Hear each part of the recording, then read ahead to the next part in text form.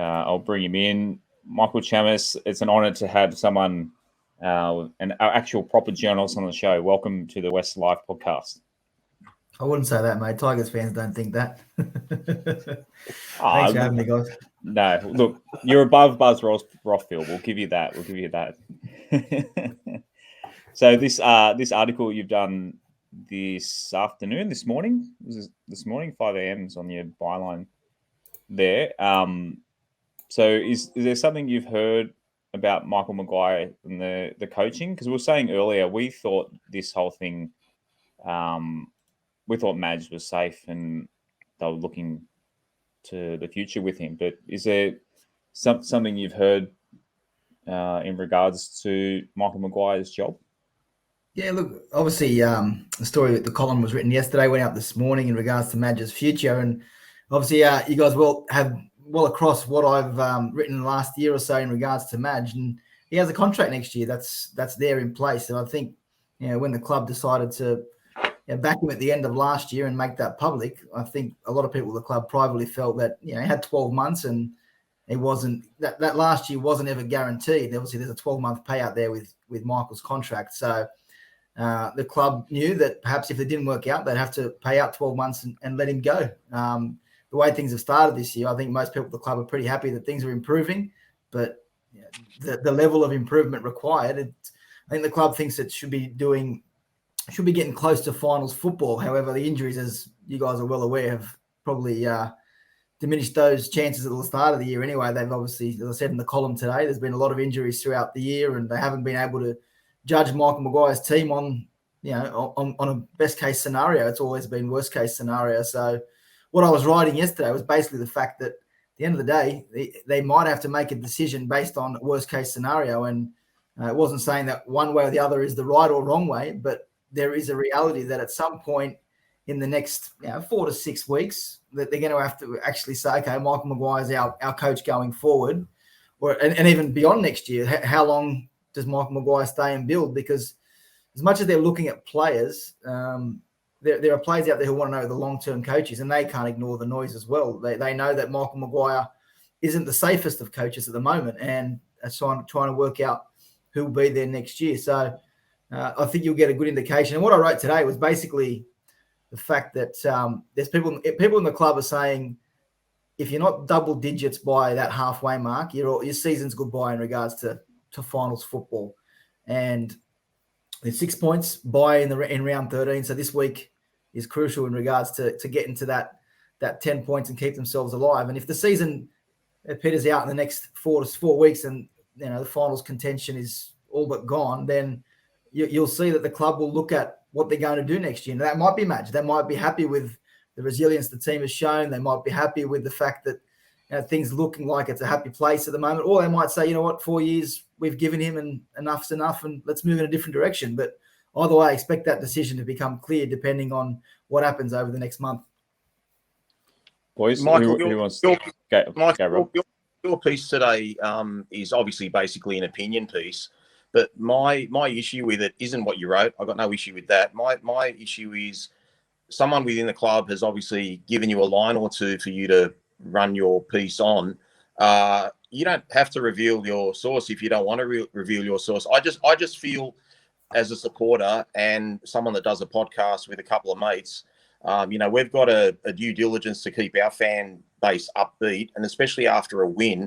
And there are so many feel-good stories from the other night. Jackson Hastings playing on one leg, Jock Madden coming of age, Farmunu Brown's 2 try-scoring effort.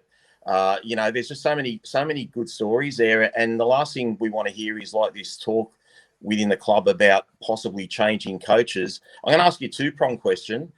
Do you think the people you're speaking to within the club still have doubts about Madge genuinely? Because from where I sit, the team's improved its attack.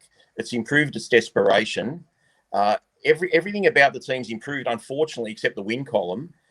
And then my second part of my question is, how do you see our team going at the moment, even though we're sitting 13th? In terms of effort, in terms of playing for the coach, is there really another coach out there can get a squad that is decimated with up to 9 or 10 injuries playing the way they are, beating any NRL team?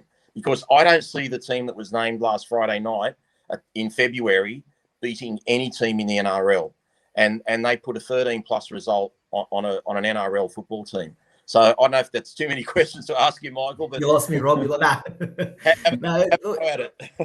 No, I think look from you guys, I respect the fans, and at the end of the day, I'm a fan as well. It's why I'm doing it. If I'm not good enough to play, this is the next best thing. And I get the fans get frustrated with what some people may say or write or do, but at the end of the day, they've got a job to do. And I'm not out there to sabotage anyone, but I'm finding out information what I believe to be right. Now, there's obviously two sides to every story, and people think that you're taking sides, and that's fair enough. But look, from my point of view, what the people that I speak to and the people that that have come and gone at the club, obviously I'm not going to go into who they are, but the reality is people have the best interest of the club at heart. And whether or not, really though? Do they really, like, if they're giving you this sort of potential negative narrative, do they really have the club's best interest? If you actually look at the story, it's either way. If you look at the story, it's potentially negative if things don't go their way, but it's the reality of the business that these guys are in. It's not just park football here. Like they live and die by wins and losses. And Michael Maguire been there 4 years, and look at Trent Barrett. Look, at the end of the day, you don't win, things get ugly pretty quickly. Now Madge has had 4 years there, and it's not, my opinion is irrelevant in this situation. Whether Madge is the right man or not, no one cares what I think. At the end of the day, I'm a reporter trying to find out what's actually happening. And my story today was giving you an insight into what the thinking is at the club in regards to Michael Maguire. Are they happy with the way things are going this year? Of course, things have improved, and what they implemented at the end of season review and the changes with Ben Gardner and Nathan Kalis, and even players saying that Madge is delegating a lot more in team meetings and sharing the load, because the criticism was he was too consumed with it all, and sometimes he needed to delegate and get other people involved and get other voices. So yeah, things have improved. Is it a happy place? I think I saw something pop up about players off the coach. I don't believe that to be the case across the board with the club players. No, I don't think so. I think you wouldn't have seen the commitment that you've seen this year. Yeah. But it's not about commitment anymore. And I said this point, there are people at the club who starting to worry that is the barometer of success just trying hard now. And you guys know when Madge took over 4 years ago, it was cusp of finals, 9th, I think, that the Tigers finished under Ivan, and it progressively each year it's gone backwards. So, I think the club wants to aim high. And while there are good signs this year, the question might be, as I said, it might be Madge the answer to continue the way it is. But at some point, the question's got to be asked: what we're doing good enough to get back to finals football, and how long will that take? So, I can't remember what else sort of you were asking me there, but yeah, from my point of view, you said this piece was an opinion piece. It wasn't. It was based on people I've spoken at the club, and people, you might not like that, but the job that we do and the relationships we have with people at the club, it's just the way the industry is, and you might not like exchanging information or whatever it may be, but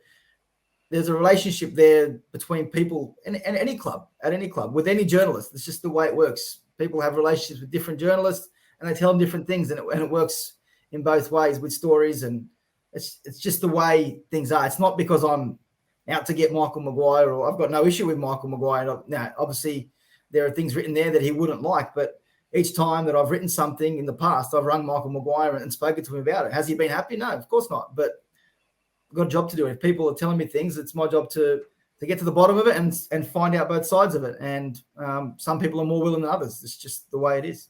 It bothers me as a fan when I look at the squad, and obviously from what you're saying, there are elements within the club that don't think Michael Maguire has done a good enough job. And yes, look, I agree totally about effort isn't an issue anymore. Like we should be looking at more than effort.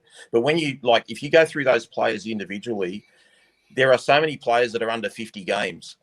Jock Madden had a blinder the other night. He's probably had 10 full first grade games. We've had Jackson Hastings come back from England. We've got Dane Laurie, who's injured at the moment, who's had, say 30 games roughly. Jacob Little and Jakey Simpkin, our hookers, they're under, I think Little's about 60 odd games. Jake could be under 20 games. I can keep going on with that narrative. I don't know where the smarts are within the club other than Tim Sheens and Michael Maguire, where they think we can get off on making finals football with 20 and 30 and 50 games, when us fans that know our team better than most realise that 2022 was going to be a bit of a development year, a platform for 2023. I don't know how anyone within the club thought we were going to make the 8, but now seeing all the players that are coming back that can add to the team, like Dwayhe and Laurie and, all these sort of guys, I'm starting to think maybe, we could get a roll on the back end of the year and make the 8. So it just disappoints me that if the players are putting in for the coach, there's no 66-16 scoreline like against Melbourne last year. There's no 30-odd nil, whatever it was, against Canterbury in the last game last year. So the effort had to be questioned. There's none of that anymore. Even the game we lost to Cronulla, 30-odd nil, the old Tigers would have lost 60 nil. So I just think we're putting in, and I don't know what getting a new coach achieves, and we'd be starting all over again. It really it irks me.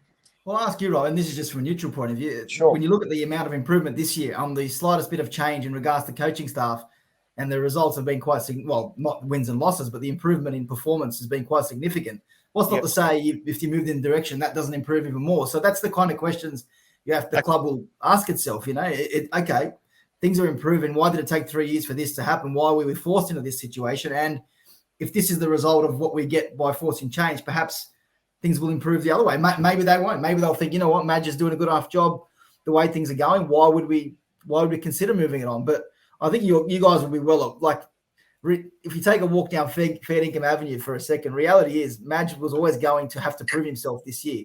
He was always going to have to. And yeah, sure. Maybe he's done enough. Done it already. I think he's done it already, mate. Yeah, I think he has. Maybe he has, I challenge any NRL coach to win with 9 of their best players out. Like, if I take 9 players out of the Cowboys team, they're getting absolutely pumped last weekend. Rob, look at Melbourne right now with 2 players out. Yeah, Melbourne with 2 of their biggest players, and they can't win a game. They were down 36-6 with 23 minutes left the other night. We were down 36-12 at full time, having lost 2 of our spine during the game.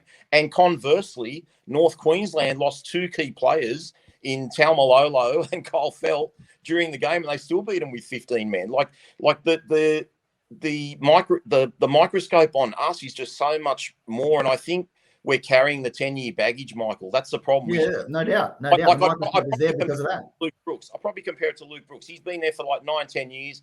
He hasn't done anything that remotely to what he promised in potential. And look at him since he's moved to 5'8" and had a class player with Jackson Hastings inside him. So, Luke Brooks is going well. Now, I'm not saying we don't get rid of him, but, you definitely wouldn't get upset if Luke Brooks stayed with the club now. And that's how I feel Madge is. Maybe his first 3 years, we didn't get the best out of Madge, but I feel like Madge gets what it means to be a Tiger. I feel like he understands true grit.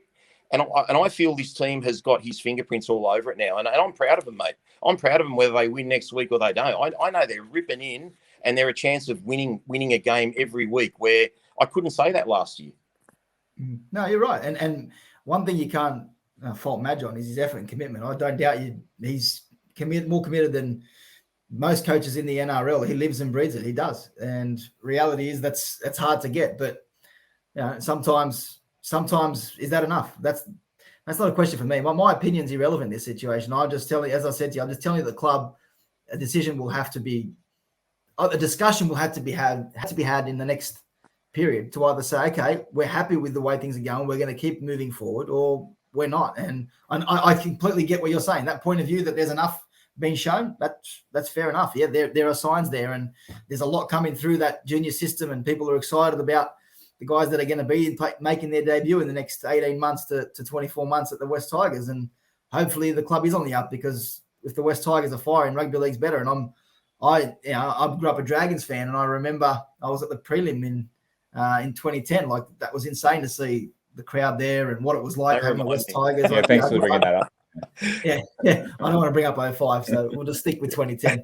Yeah, and we got you in 2011 as well. I was just going to say, Michael, just on a different note, you obviously know McKaylee left for England now. Have you got any idea or any of the talk about who we might be getting in his place? Like, we've been discussing it earlier, but have you got any inside mail that we can share with our fans? Not in regards to the middles, to be honest with you.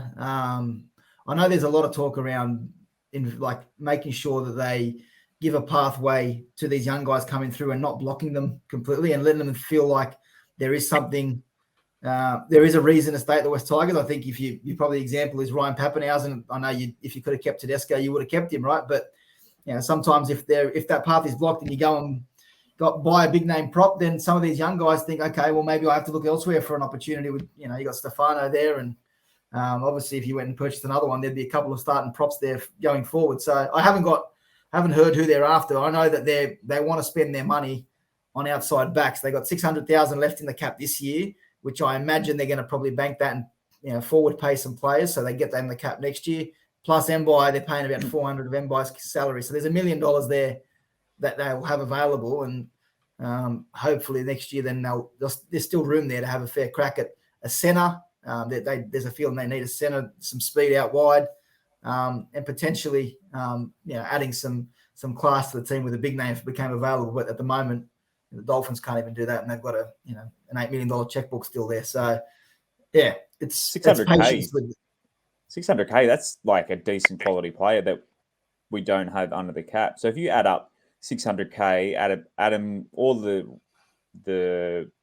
salaries of the guys that are out at the moment, we're probably what, $3-4 million under the cap if you take into account injuries. If you look at Newcastle's team, I know they're not going well. I'd rather Newcastle's team on paper, and you guys are obviously performing a lot better than Newcastle in terms of effort. Newcastle, unfortunately, not coming up. So if you're comparing roster for roster, even the Dogs, to be fair, on paper, the Dogs there, I know people have bagged their recruitment, but there's still a lot of former rep players there as well. So it's not all doom and gloom. And as I said in the story, there are reasons for the way you are at the moment. 3 from 11 to start the year compared to last year. I think you were 5 from 13. So you're not going to be better than that at this stage with that bye. But I think you can say the performances are probably more consistent even if the results aren't going your way. Michael, there's one. Sorry, Shane. You have a go, mate. I've got a quick one. I've kept quiet. I've kept quiet. Go, Shane. Just a quick one on recruitment next year. So we've got 2 big name players, possibly the best second rower coming in, and arguably one of the best dummy halves coming in to our team.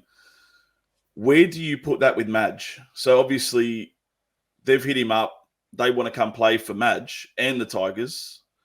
I'd say that's a pretty big tick on his sheet for players, and especially the rumours we heard about Crichton asking to talk to Madge about possibly making a shift over to the Tigers. Like they're 3 pretty big ticks if you can land Crichton, which, look, who knows? Crichton's going to do what Crichton wants to do, but we've literally signed 2 of them. 2 very, very, very big players of the game.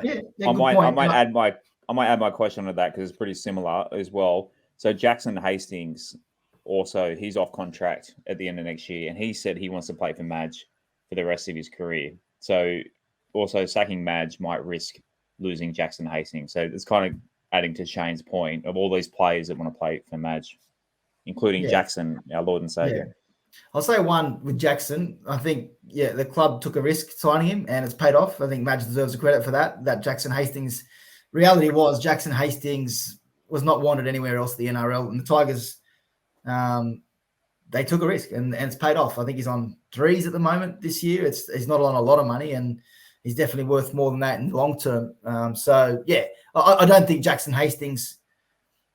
Would he be disappointed at the players that have left? Of course, like Tom Trebojevic and Jake. When Trent Barrett left, they were gutted, and Jackson Hastings, Josh Jackson at the Bulldogs, Dean Pay left, and Trent Barrett. Like, at the end of the day, the players are going to have to, he's got a contract, and they're going to have to look after themselves. Will they be disappointed? Of course. Jackson Hastings loves Madge, and you got to admire the way he's handled this year, because the club needs someone like him showing that they have his back, which hasn't been the case in the past. You couldn't see that the players had Madge's back, and Jackson's leadership has been pivotal this year. In regards to Papali'i and Coruscant, I think Coruscant, yes, that's a Madge and Sheen's signing. I think you guys probably Papali'i was just about done anyway before Adam Hardigan left. Correct. There, so that was with the relationship I think he had with his manager as well, which led to Stefano coming to the club. So there's some ticks there. There's definitely some ticks, and I think the club missed out on some, but also decided not to go all in for some players, which worked out well in the end. I think, would you have liked Dale Finucane? Of course, he's going well, and before he got injured, but would you have paid him 3 or 4 years? It's still a risk. Same, they didn't get Pangai Jr. $750. Did they want to get there? Yes, they did. He chose the Dogs in the end, but they could have thrown 800-900 at him and didn't. So I think the club's learned from its mistakes. And yes, there are players who didn't, there are concerns. I think Adokar you missed out on because of concerns around Madge. But at the end of the day, you start winning, people want to come. And you start looking at rosters and recruitment and saying that's a good club when players are willing to take unders just to come to you. And that's the case when you start winning. Penrith and all these clubs, they go there because they know they're going to become better players. You look at Melbourne, you go there for nothing and you leave a $500,000 player. That's when you know your recruitment and retention is working. So hopefully the Tigers in the next few years go there, because the reality is Papali'i, Coruscant, they came to the club because the money was there. And Coruscant couldn't get the money at the Panthers. He was never going to get that money anymore because they've got so much money in Cleary and Luai and Fisher Harris and the like. And Papali'i, well, Parramatta butchered that. Parramatta tried to keep everyone. They tried to keep all their players. And whether or not they probably realised that was the wrong strategy, trying to keep Nia Corey, offering him money, Reid Marnie, and then Papali'i and Reid Campbell-Gillard. I think if they prioritised, they might have got Papali'i and offered him what he was worth, because I think you guys would all agree he's worth what he's going to get at the Tigers, which is in excess of 600. Yeah, agreed. Possibly more. Michael, a big question. So a lot of our commentators have kind of said the same thing. We're kind of, when you came in, touched on it, how us West Tigers fans feel a little bit picked on, so to speak, by the media. I mean, it's understandable that your job's all about selling papers somewhat, but page impressions is the aim of the game, sort of thing. Is it pretty well known amongst journalists? Like, is West Tigers in a headline just fish in a barrel? Are we easy? Are we the fish? Like, because we click, we're obviously passionate fans. We clicked your article. I think every club feels the same, Josh. I think every club feels as though we're picking on them or we're targeting them, because I don't think you guys are reading stories on the Rabbitohs or reading stories on the Dogs. Like, reality is, as Rob said earlier, the fact that you haven't played finals football for 10 years, that story in itself just amplifies everything that is said about the club, because you know what, people want to see the Tigers succeed. The West Tigers, everyone's second favorite team, and the fact that they don't or haven't in the last decade is a talking point, and sort of picking on or whatnot. Like, I've had a lot of friends at the club, have friends at the club. It's for a while there, I was, felt like the Tigers I'm talking about just a media number one team. But we'll be honest. I mentioned him before, Buzz Broffield, like, he definitely feels like he has an agenda. He hates, like, I'm not talking about you personally. He's talking about the media. Journos. I'm not going to criticize them, because people will say the same thing about me. And then, you know what? That's their opinion. If they feel that by reading my stories that I've got an agenda, then that's fine. Like, that's what can I do about it? I've got to try and do the job to the best of my ability. And if that upsets people, then I've got to wear it. And that's why I don't mind coming on and talking to you guys. You guys are fans, you love your club, and I respect that. And sometimes what I write pisses you off. That's the reality. Yeah. Well, I think you've got. I think you just got another 1,000. But got to do it. I think you just got another 1,000 fans. So we really appreciate, like, all the comments coming through saying, like, how much they appreciate you coming on. I wouldn't say defend. It's not like you've had a stab at the club, but to come on. I've had my fair share of criticism of the way things are on Imagine. And mate, for even in the years before that, I spent a lot of time writing a lot of stories about the club, and some positive, some negative. At the end of the day, it's people will forget what you've done. The most recent thing is what they'll remember. And at the moment, I have been quite critical of Michael Maguire based on the thoughts of people inside the club that I've spoken to. And and I said it feels like that I'm bashing and repeating it, but the West Tigers. Then again, it's the moment things change and we'll be writing stories that are positive and how good it will be to have the club succeeding again. And it'll feel like a distant memory, but hopefully that's sooner rather than later, because the clubs, I got a family a lot of family who are Tigers fans who just want to see the club succeed. And I grew up in Western Sydney, still live in Western Sydney, and I know how big the club is and where it should be. And even like the Roosters, they've had 20 years of success, and still the Tigers have more fans and members and bigger crowds. If the Tigers got what the Roosters had the last 20 years of success, they'd be the biggest club in the country. So, hopefully one day it moves towards that. I think the club's financially off the field, got itself sorted. The board gets a bad rap in terms of their involvement, but there's no one at the club who wants to see the club fail or set it up. Everyone's doing what they believe is the right thing. And I know, Rob, you questioned earlier whether their intentions are the right intentions or if they're trying to undermine the coach by undermine the club by undermining the coach. Everyone thinks they're doing the right thing. It might not be the right thing, but they believe it is. So, yeah, when you're losing, that's when you get those factions in a club. And hopefully this year is the start of an improvement. And whether that's with or without Madge, I don't think I think the Tigers are about to take the next step. And I think if it's Madge or not, that's irrelevant. It's just up to the people. And Jim Sheens has got the knowledge there to know if he thinks that the club will improve under a different leadership. And as I touched on earlier, there are signs there that with such a slight change over the summer, that things have improved dramatically. And perhaps that's in the back of people's mind that if we continue to change, not change for the sake of change. And yeah, the club was on the right track when Ivan was there. And I think if Ivan stayed, which is not the Tigers' fault, you probably play finals football the year after. He's got the players there he wants, and you're paying the price for Ivan walking out in the club. And that's the reality of Madge's situation. And I think some people feel like 4 years was enough time to correct that. We'll soon find out if he gets a fifth year and gets to see it through. Well, we're in year 4 and we're still paying a bit of Mbuy's contract. So Cleary's nice deals are still haunting us. Yeah. So sure I think the first 3 years were with his premiership ring by his bedside at night. Yeah, he definitely is. He definitely is. Michael, we're just finally coming out of our cap mess. You know, that one thing Adam Hartigan did that was fantastic was he offloaded within 18 months, you know, your Packers, your Mbuy's, your Reynolds, your McQueens, all those guys really quickly. So I think this is the first kind of year. I know we're paying a bit of Mbuy now, but we're kind of in our first sort of period where we're in a position to spend and we've made those purchases, and next year we can make more purchases. So I think Madge is sort of been dealing with a crippled deck. And you look at how, like, we probably had $3 million, you know, in New South Wales Cup in 2020. So, you know, like we're basically playing with 70% of our cap. So yeah, I'm not trying to be the total Madge defender. Like, everyone's got a part to play within the club, but I guess, you know, bagging the Gold Coast for playing shit when they've made a whole heap of signings doesn't sell papers.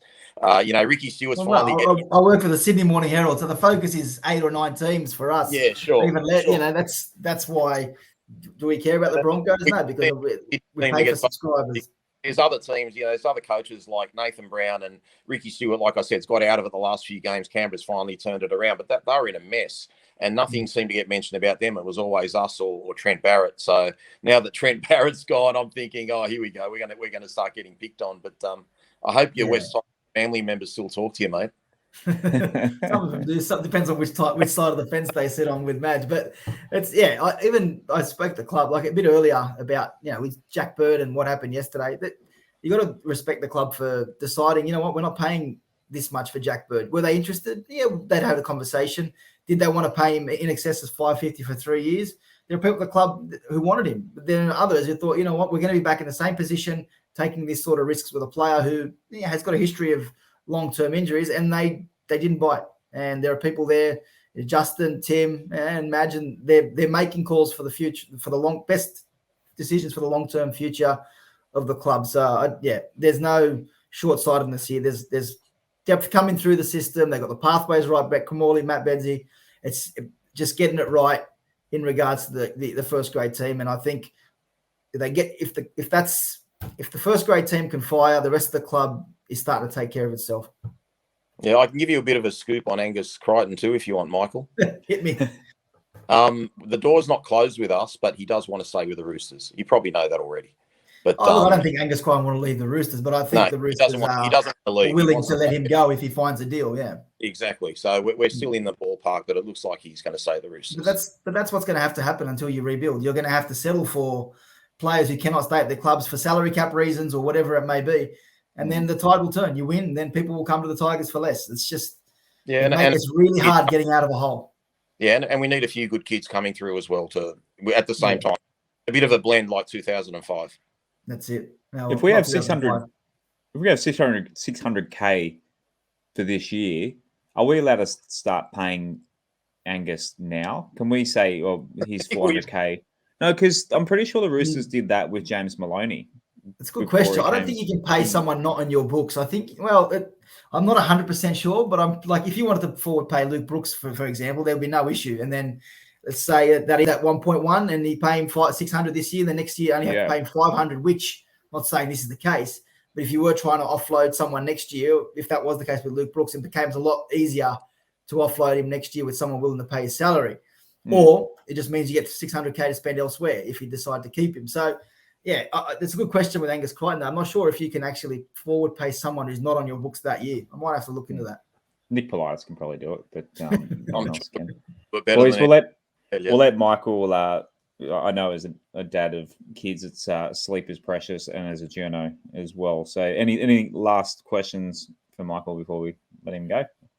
Yeah, just give us a follow on Twitter, Michael. And he already has. Will you come back on the show in the near future? Yeah, no, happy to. As I said, it's all good. You guys love the club. Everyone's passionate about their club, and I would have been doing the same thing if I was still in the Dragon army cheering on the Dragon. So it's all good. No dramas. Happy to help. Really appreciate it. I think about 1,000 people, you're their favourite journo now after the night. That was awesome. That's Thank right. you I so still much. have 500,000 to turn. Thanks, boys. I appreciate it. Thanks, Michael. Have a good night.